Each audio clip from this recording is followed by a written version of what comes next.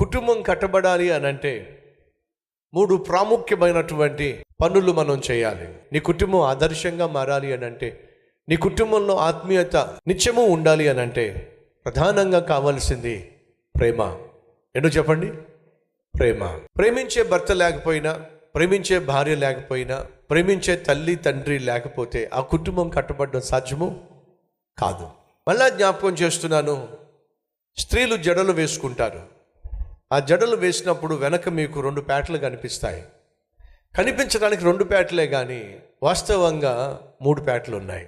భర్త అనే ఒక పేట, భార్య అనే పేట. వీళ్ళిద్దరూ విడిపోకుండా, వేరు కాకుండా, విచ్ఛిన్నం కాకుండా కలిపి పట్టుకునే 3వ పేట ఉంది. అక్కడ 3 పేటలు ఉన్నప్పటికీ కూడా కనిపించేది మాత్రం 2 పేటలే కనిపిస్తున్నాయి. మరి 3వ పేట ఏమిటి? ప్రేమ. భర్త అనే పేటను, భార్య అనే పేటను గట్టిగా బిగించి కట్టి పట్టుకునే 3వ పేట దేవుడు. బైబిల్ సెలవిస్తుంది, దేవుడు ప్రేమ స్వరూపి. ఆ ప్రేమ స్వరూపి అయినటువంటి దేవుడు ప్రేమ అనే స్వరూపంలో నీ ఇంట్లో నివసించినట్లయితే భర్త భార్య వేరు కాకుండా, విడిపోకుండా ఆయన పట్టుకుంటాడు. దేవుడు ప్రేమ స్వరూపి. ఆయన కనిపించకపోవచ్చు, కానీ ఆయన ప్రేమ ఇంట్లో ఉన్నట్లయితే, అనగా దేవుడు నీ ఇంట్లో ఉన్నట్లయితే ఖచ్చితంగా నీ కుటుంబం కట్టబడుతుంది. ఈరోజు అనేక మంది విడిపోవడానికి, వేరైపోవడానికి, విడాకులు తీసుకోవడానికి ప్రధాన కారణం ఏమిటంటే ప్రేమ లేకపోవడం. సహోదరి సహోదరులు, అడుగుతున్నాను సూటిగా స్పష్టంగా, సహోదరులు మీరు ఎంతమంది ధైర్యంగా చెప్పగలరు, నేను నా భార్యను నిజంగా ప్రేమిస్తున్నాను? మా సహోదరులు అడుగుతున్నాను, నిజం చెప్పండి, మీ భర్తను మీరు ప్రేమిస్తున్నారా? దయచేసి గమనించండి, భార్య కావచ్చు, భర్త కావచ్చు, ఒక కుటుంబం కట్టబడాలంటే ప్రేమే ఆధారం. ఒక వ్యక్తికి వాళ్ళ బాస్ నుంచి టెలిగ్రామ్ వచ్చింది, లేక ఒక టెక్స్ట్ మెసేజ్ వచ్చింది, అర్జెంటుగా నువ్వు బయలుదేరి నేనున్న పట్టణానికి రా అని చెప్పి టెక్స్ట్ మెసేజ్ పంపించాడు. అంతేకాకుండా ఫ్లైట్ టికెట్స్ పంపిస్తున్నా, వెంటనే బయలుదేరరా అని చెప్పి ఫ్లైట్ టికెట్స్ కూడా పంపించాడు. ఈ ఉద్యోగస్తునికి ఒక భయం ఏర్పడింది. ఎందుకని మా బాస్ సడన్గా నన్ను రమ్మంటున్నాడు? ఉదాహరణకు మీకు అర్థమయ్యేలాగా, ఈ ఉద్యోగం చేసేవాడు హైదరాబాద్లో ఉన్నాడు, బాస్ ఏమో ఢిల్లీలో ఉన్నాడు. ఇక్కడేమో బ్రాంచ్ ఆఫీస్ ఉంది, ఢిల్లీలోనేమో హెడ్ ఆఫీస్ ఉంది, హెడ్ క్వార్టర్స్ ఉంది. ఆ మెయిన్ ఆఫీసులో నా బాస్ ఇక్కడ పనిచేస్తున్నటువంటి ఎంప్లాయీని అర్జెంటుగా బయలుదేరి నా దగ్గరికి రా అని చెప్పి అనేసరికి భయం వేసింది. ఎన్నెన్నో ఆలోచనలు, ఎన్నెన్నో తలంపులు. సాధారణంగా కారణం చెప్తాడు రమ్మని చెప్పి, ఏ కారణం చెప్పకుండా అర్జెంటుగా బయలుదేరి రమ్మంటున్నాడు. ఏమైంది? నా గురించి ఏమైనా తప్పు ఇన్ఫర్మేషన్ వెళ్ళిందా? ఎవరైనా కావాలని చెప్పి రాంగ్ ఇన్ఫర్మేషన్ ఏదైనా ఇచ్చారా? ఎందుకు నన్ను అర్జెంటుగా రమ్మంటున్నాడు అని చెప్పి మనసులో మదన పడుతున్నాడు. ఫ్లైట్లో ప్రయాణం చేస్తున్నాడు, కానీ మనసంతా చాలా భయంతో తను ఆలోచనలన్నీ చిత్రహింసకు గురి చేస్తున్నాయి. ఒకవేళ ఉద్యోగం నుంచి తీసేస్తే నా పరిస్థితి ఏమిటి? మళ్ళీ నా ఉద్యోగం రావడానికి ఎంతకాలం పడుతుంది? ఈ ఉద్యోగం రావడానికి 3 సంవత్సరాలు పట్టింది. ఇప్పుడు సడన్గా తీసేశాడంటే నా పరిస్థితి ఏమిటి? ఏ విధంగా ఇంటరెంట్ కట్టుకోవాలి? ఏ విధంగా నాకున్న అప్పులు తీర్చుకోవాలి? ఏ విధంగా ఈఎంఐలు కట్టుకోవాలి? ఎన్నెన్నో క్వశ్చన్స్, ఎన్నెన్నో ప్రశ్నలు. సడన్గా పైలట్ అనౌన్స్మెంట్ చేశాడు. ఏమిటి అనౌన్స్మెంట్ అంటే, మన ఫ్లైట్ కొన్ని టెక్నికల్ సమస్యల గుండా వెళుతుంది, వెంటనే మనం ల్యాండ్ కావాలి, ఎమర్జెన్సీ ల్యాండ్ చేయాల్సి వస్తుంది. కాబట్టి ఎవరు భయపడకండి, బెల్ట్లు పెట్టుకోండి, ధైర్యంగా ఉండండి, నేను దగ్గరలో ఉన్నటువంటి ఎయిర్పోర్ట్లో మన ఫ్లైట్ని ల్యాండ్ చేసే ప్రయత్నం చేస్తాను అని చెప్పి ఒక అనౌన్స్మెంట్ చేశాడు. ఎప్పుడైతే టెక్నికల్ సమస్య గుండా ఫ్లైట్ వెళ్తుందని చెప్పి విన్నారో అందరికీ భయం ఆవరించింది. కారు పంచర్ అయితే రోడ్డు పక్కన ఆపచ్చు కదండి. మీ బైక్ ఆగిపోయింది, పెట్రోల్ అయిపోయింది అనుకోండి, పక్కన ఆపచ్చు. 10 కిలోమీటర్ల ఎత్తులో వెళ్తున్న ఫ్లైట్కి ఏదైనా సమస్య వస్తే ఎక్కడ ఆపుతారు చెప్పండి? గాల్లో ఆపే సమస్య లేదు, ప్రసక్తి లేదు. ఖచ్చితంగా భూమి మీదకి ల్యాండ్ కావాల్సిందే. ల్యాండ్ కావాలంటే మళ్ళీ దానికి ఎయిర్పోర్ట్ కావాలి.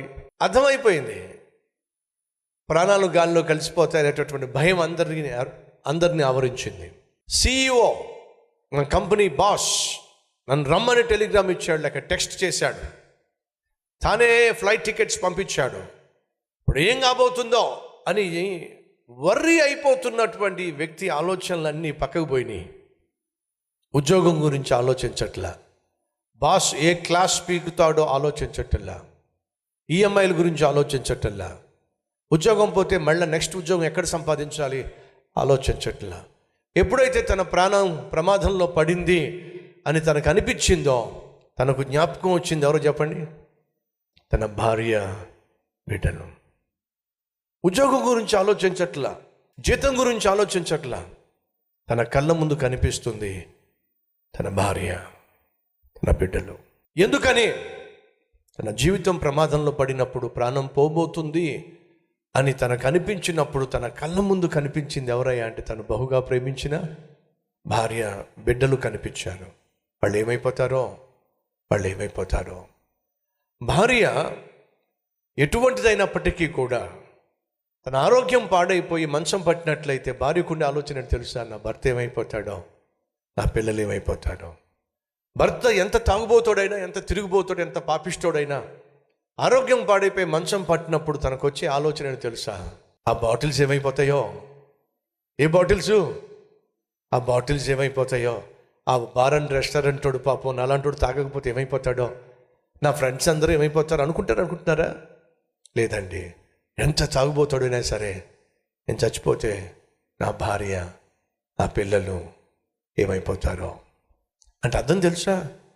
ఒక వ్యక్తి తన జీవితంలో ముగింపుకు వచ్చే స్థితి కానీ గతి కానీ వచ్చినట్లయితే అతనికి జ్ఞాపకం వచ్చేది తన జీవితంలో బహు విలువైన, చెప్పండి, తన కుటుంబం. అంటే అర్థం ఏమిటి? నీ జీవితంలో బహు విలువైనది ఏదైనా ఉంది అని అంటే అది నీ ఉద్యోగం కాదు. బహు విలువైనది ఏదైనా ఉంది అని అంటే అది నీ బ్యాంక్ బ్యాలెన్స్ కాదు. బహు విలువైనది ఏదైనా ఉంది అని అంటే అది నీ ఆస్తులు పాస్తులు కాదు. నీ జీవితంలో బహు విలువైనది ఏదైనా ఉంది అంటే చెప్పండి, నీ కుటుంబం. వింటున్నావా సహోదరుడా, సహోదరి? నీకు ప్రాణం పోయే సమయం వచ్చినప్పుడు నీకు జ్ఞాపకం వచ్చేది నీ కుటుంబమే జ్ఞాపకం వస్తుంది, నీ బ్యాంక్ బ్యాలెన్స్ కాదు. జ్ఞాపకం వచ్చేది భార్య, బిడ్డలు. అయితే ఇప్పుడు మీకు అర్థమైంది ఏమిటి? అన్నిటికంటే ప్రాముఖ్యమైంది చెప్పండి ఏమిటో? నీ కుటుంబం. ఆ కుటుంబాన్ని పణంగా పెట్టి, ఆ కుటుంబాన్ని నిర్లక్ష్యం చేసి నువ్వు ఏది చేసినా సరే ప్రయోజనము శూన్యం. కాబట్టి నీ కుటుంబాన్ని నువ్వు పట్టించుకోవాలి. అలా పట్టించుకునే వ్యక్తిగా నువ్వు ఉన్నట్లయితే మొదటిగా ప్రేమ అత్యవసరం, రెండోదిగా పరిశుద్ధత, మూడోదిగా ప్రార్థన. ఈ మూడు ఒకవేళ మీ కుటుంబంలో లేకపోయినట్లయితే ఆ కుటుంబం కట్టబడడం సాధ్యం కాదు. ఎక్కడ నువ్వు తప్పిపోతున్నావో, ప్రేమించడంలో తప్పిపోతున్నావో, పరిశుద్ధంగా జీవించడంలో తప్పిపోతున్నావో, లేదా ప్రార్థన చేయడంలో తప్పిపోతున్నావో, లోపం నీకు తెలుసు కనుక ఈరోజు ప్రభు సన్నిధిలో ప్రార్థన చేస్తావా? ప్రభువా, నా లోపాన్ని సరిదిద్దుకుంటాను, ఈ రోజు నుంచి నా భార్యను ప్రేమిస్తాను, నా భర్తను ప్రేమిస్తాను, ఈ రోజు నుంచి పరిశుద్ధంగా జీవించే ప్రయత్నం చేస్తాను. ఏమవుతుందో నువ్వు పరిశుద్ధంగా జీవించకపోతే? మళ్ళా చెప్తున్నా, నీ పిల్లల మీదకు సాతాను మాంతంగా వచ్చి దాడి చేస్తాడు. 3, ప్రార్థన. కుటుంబంగా కలిసి ప్రార్థన చేసే ఈ అద్భుతమైనటువంటి అలవాటు ఈ రోజు నుంచి ప్రార్థన ప్రారంభిస్తాం అన్నవాళ్ళు రండి కలిసి ప్రార్థన చేద్దాం.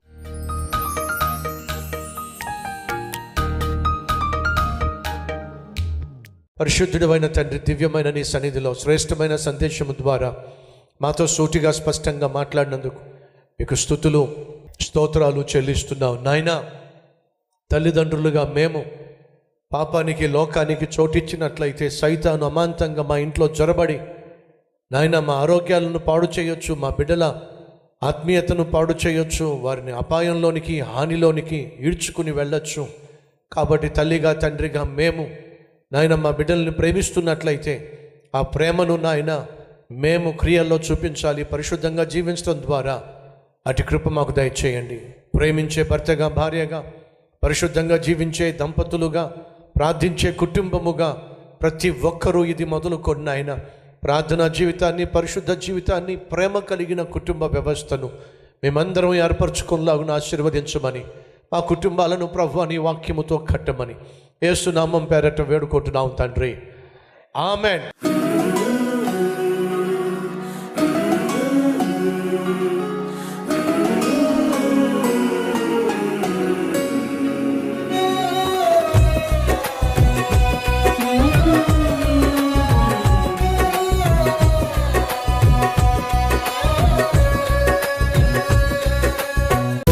కొత్త సందేశం మీకు ఆశీర్వాదకరంగా ఉంటే లైక్ చేయండి, అలాగే సబ్స్క్రైబ్ చేయండి. అంతేకాకుండా కామెంట్ పెట్టండి, 10 మందికి షేర్ చేయమని మనవి చేస్తూ రేపు మళ్ళీ కలుసుకుందాం.